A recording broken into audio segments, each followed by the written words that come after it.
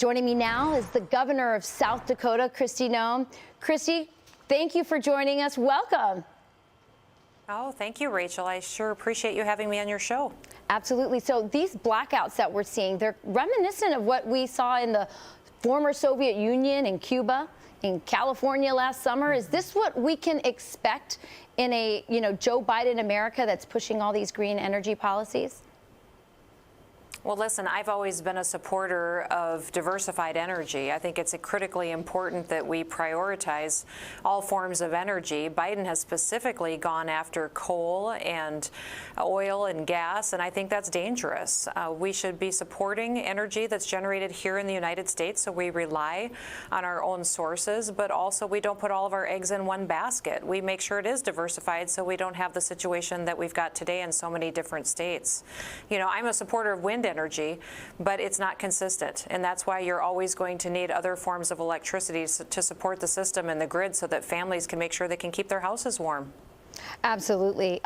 So tell me really quickly, because I know that we're in the middle of this pandemic. The Keystone Pipeline is one of the first things that Joe Biden got rid of. So how is it affecting your state, and why the heck would he do that in the middle of a pandemic when we don't really have replacement jobs?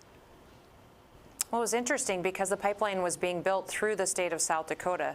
In fact, they had already built a couple of pumping stations. They had the pipeline laid out, ready to be installed. And then when he pulled the permits, everything just stopped. There were so many families that have told their stories in recent days about the devastation to them and their incomes and their businesses.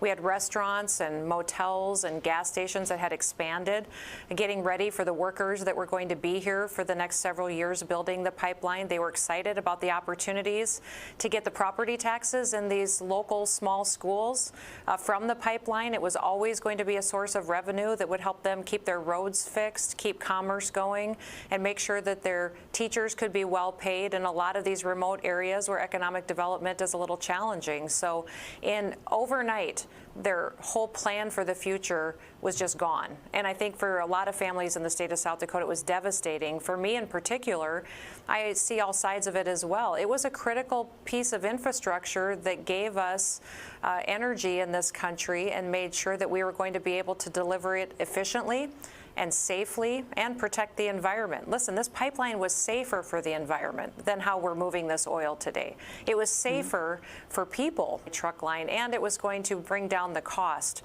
of gas and oil in this country, which is so important to those hardworking families that try to pay their bills every month. So, Governor, you're not just, a politician. You're not just the governor. You're also a rancher. And, we had that interview with Bill Gates earlier. Yeah. He says that we need to stop eating beef. So I want you to see this clip, but I want to come back on the other side with you on that. This company, Nature's Find, is using fungi, and then they turn them into sausage and yogurt. Pretty amazing.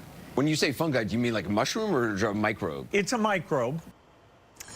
So how would fungi microbe burgers go over in South Dakota? Well, I mean, I like mushrooms, but I like my beef too. So, you like them on top in of South the burger.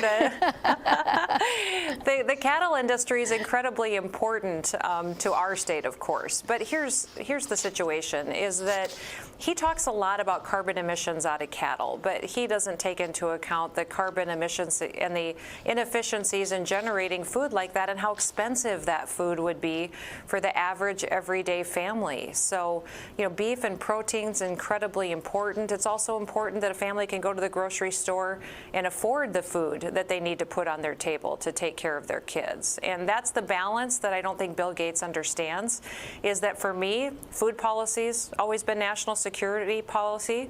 It's important that we grow our own food in this country so another country doesn't control us. It's also important that it's diversified so that we don't have a shortage in one area, or we focus all in one area and it becomes too expensive for families to actually go to the store, buy it, and put it on the table. I want to talk to you a little bit about the future of the GOP. There seems to be this battle here, right, where you have the Mitch McConnell, Liz Cheney, Adam Kinzinger side of the party who's saying we need to, forget Trump. We need to move on. We need to change the Republican Party. But I live not very far from where you live, and that's certainly not what I'm hearing out there. So tell me what you think. I think what people want is a Republican Party that actually follows through on what they say they're going to do, that actually puts forward and enacts the policies that we say we believe in. We talked for years about doing health care reform, repealing Obamacare, and we haven't done it. We've talked about doing immigration reform, making sure that we're welcoming people legally to this country, and we haven't done it. So that's what I think the last several years should teach Republicans, is that we're tired of politicians. We're tired of people that stand up and give speeches and never take action. That's what the last administration did, is they took action, and people realized that they liked that, and they liked the benefits of people who actually were public servants. You know, I told people that I was going to have you on the show today, and a lot of people want to know if you're going to run for president. Oh, I'm running for re-election to be governor of South Dakota, so I'll be up for re-election in 2022, and I'm hoping the people of the state will trust me again to lead the state for another 4 years. It's a special place. You know, I want to talk to you really quick also about a lot of people out there are frustrated with the government. That's how you got into government. Can you very quickly tell us why you got into government and why that personal tragedy really got you to get moving in there?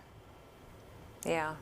Well, what happened was I was going to college, and my dad was killed in an accident. He was 49 years old at the time, actually the same age that I am now, and was killed. And I came home and took over the family businesses, but within weeks we were notified that we owed death taxes.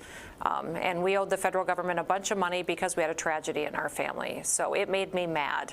I tell people all the time that I just decided that I was going to start showing up at meetings. I had been raised by a dad who was a cowboy, who just said, you don't complain about things, you fix them.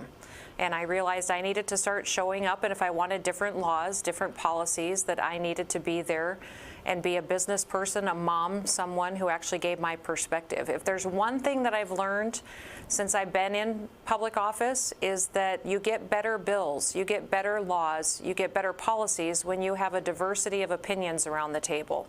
When you have men, women, people of different backgrounds and cultures there having the discussion and the debate, you will end up with a better law that serves people much better into the future. So my hope is that more women will run, that more average people at home that are running businesses will sit at that table, show up at that meeting, and contribute, because that's really how we fix what's wrong with this country. Yeah, we need people who really know what it's like to you know, run a family and have kids and pay bills. Running for office. Kristi Noem, Governor Noem, it is such a pleasure to have you on today. I want to thank you so much, and I'm sure that you're inspiring so many people who are watching right now. Thank you. Oh, thank you, Rachel. All right, coming up, President Biden.